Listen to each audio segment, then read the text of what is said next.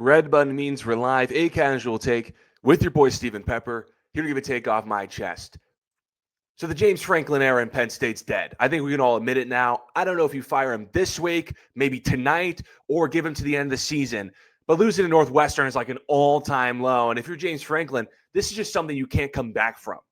Like that Oregon loss a couple of weeks ago unraveled this team so fast that I don't think I've ever seen anything quite like it.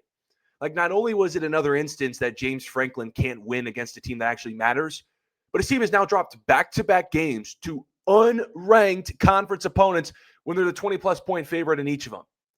Just unacceptable. But in the past, those were the games that James Franklin at least could hang his hat on. Like, hey, I can't win the big one. Everyone knows that. But at least we go 10-2, 9-3 every year because we take care of the teams we're supposed to. Well, now what, James?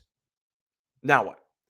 And, I want to be fair to James as much as possible because I do think he's a good coach. Okay, I do. I do think he's going to be hard to replace and deserves so much credit for steering the ship in Happy Valley when the tide was rocky post Joe Paterno. But the ship hasn't been sailing for quite some time now. And yesterday, it hit the freaking iceberg. Okay, they're sinking. It's time to get a new captain. It's time. They need a new voice, new guy who can come in, grab the wheel, patch up the ship, and take them in a further direction. Because it is stalled. It's come to the end of the road in Happy Valley for James Franklin. And I know when it comes to firing James Franklin, it's going to be pricey. It's going to be hard because that's the big thing. Because I can sit up here and talk all this talk about James Franklin needs to go. But then you see, according to front office, Sporty is the 9th largest buyout in college football, $56.66 million. I don't know how they're going to afford that in college, a state college. Maybe Katie Feeney's new ESPN contract takes a couple zeros.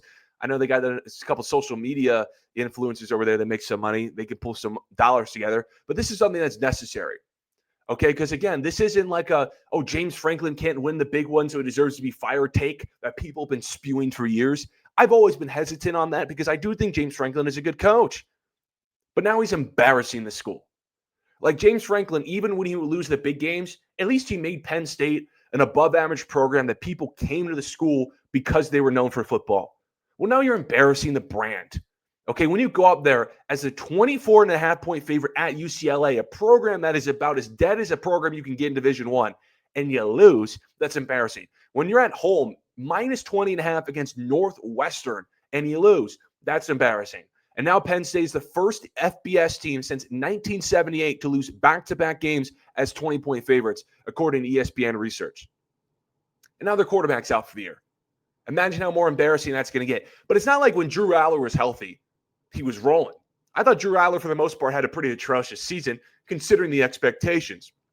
First-round pick caliber player, possible Heisman, contender team in Penn State.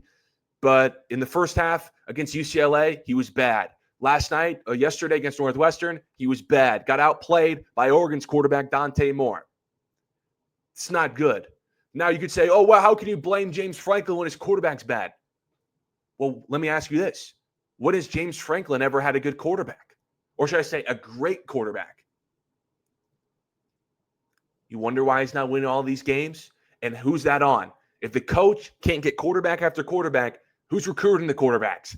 The coach. I mean, this guy's in a conference with Ohio State that's producing the likes of Justin Fields and C.J. Stroud. Say whatever you want about Ohio State quarterbacks, but those guys are starters, first-round picks. Even the late Dwayne Haskins, first-round picks. Now Oregon comes in with Dan Lanning. Look at his track record. Bo Nix, Dylan Gabriel, starting today on Sunday. And then you got Dante Moore, I believe his name is, at Oregon. Looks like possible Heisman first-round pick. I know they just lost yesterday to Indiana, but Curt Cignetti's coming in with this guy who could be the best quarterback in the draft. And Curt Cignetti just showed up like yesterday with Indiana, a program that was also dead. Also dead. So I think the plan of action for Penn State is just get a younger head coach, 30 to 40 years old, who knows quarterbacks. I think if you get a younger play caller who has an eye for quarterbacks, who can recruit quarterbacks, who can bring in a key transfer quarterback, can develop a quarterback, something that James Franklin couldn't do, then that's a positive. I know it's a big risk to firing James Franklin.